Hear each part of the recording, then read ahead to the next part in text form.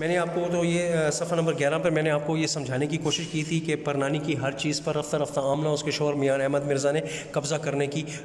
کوشش کی، اور ان چیزوں پر قبضہ کرنے کے لیے طرح طرح کے انہوں نے جتن بھی کیے، بہانے بھی بنائے، اور پھر رفتہ رفتہ پرنانی کی ہر چیز پر انہوں نے قبضہ کر لیا۔ لیکن پرنانی کو وقت کے گزرنے کے ساتھ ساتھ صبر بھی آ گیا، برداشت بھی اللہ نے ان کو دے دی۔ اور پھر سب سے بڑی بات کہ یہ جتنی بھی گھر میں موجود جتنی بھی چیزیں تھیں، یہ کچھ سونے چاندی کے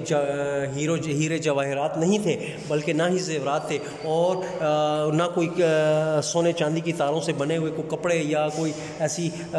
چیزیں بنی ہوئی تھیں، بلکہ یہ صرف اور صرف پرنانی کی اپنے استعمال کی چیزیں تھیں، جن کو دیکھ کر پرنانی جو ہے وہ اپنا دل بہلایا کرتی تھی، جن کو دیکھ کر پرنانی جو اپنے شوہر اپنے بچوں کو یاد کیا کرتی تھی۔ ان سب پرانی اور یادگار چیزوں میں سب سے اہم چیز جو تھی وہ پرنانی کے اپنے استعمال کا ایک لحاف تھا، جسے پشتو میں بڑستان کہتے ہیں۔ پشتو کا لفظ میں اس سے استعمال کر رہا ہوں تاکہ آپ کو دلائی جو ہے وہ سمجھ میں آ جائے۔ یہ لفظ دلائی ہے، جس کا مطلب ہے لحاف، رضائی یا بڑستن، ٹھیک ہے بچوں؟ تو نتیجے کے طور پر یہ وہ رضائی تھی جو پرنانی کی سب سے پیاری بیٹی رقیہ، جو آمنہ کی ماں تھی، اس نے اپنی زندگی میں اس کو تیار کیا تھا، اور اس کو تیار کرنے میں، اس رضائی کو بنانے میں کپڑے کا کوئی ایسا ٹکڑا نہیں رہ گیا تھا جو شامل نہ کیا گیا ہو۔ تو کپڑے کا ہر ایک ٹکڑے کو اس رضائی کو بنانے کے لیے استعمال کیا گیا۔ کپڑے کا ہر ایک ٹکڑا جو ہے وہ جیومیٹری کی شکل کا، جس کے لیے میں نے آپ کو اقلیدس کا لفظ سکھایا ہے۔ یہ یہاں پر آپ کو اقلیدس نظر آئے گا، اس کو اقلیدس نہیں پڑھنا، اقلیدس پڑھنا ہے۔ الف کے اوپر پیش ہے، اگر آپ کے پاس پینسل ہے تو اس کے اوپر پیش ڈال لیجئے۔ اقلیدس کہتے ہیں جیومیٹری کی شکل کی، جس طرح آپ میتھمیٹکس کے لیے مختلف قسم کی آپ شکلیں، کمپس وغیرہ، پروٹیکٹر وغیرہ، ڈی وغیرہ استعمال کر کے بناتے ہیں نا، تو کپڑے کا ہر ایک ٹکڑا جو ہے اس شکل و صورت میں تیار کر کے اس رضائی کو بنانے میں استعمال کرنے کی کوشش کی گئی تھی۔ پھر اسی حوالے سے گھر میں کسی تقریب کے سلسلے میں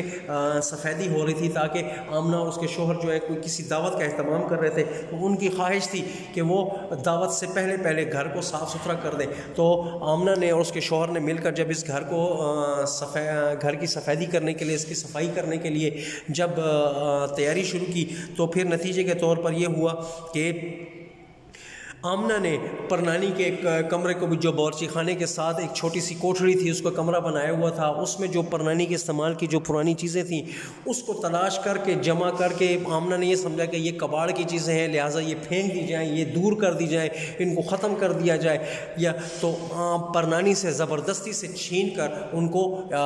گھر کے کسی اور حصے میں منتقل کر دیا گیا، اور پرنانی اپنے طور پر یہ سمجھی کہ شاید آمنہ نے مجھ سے چھین کر اس کو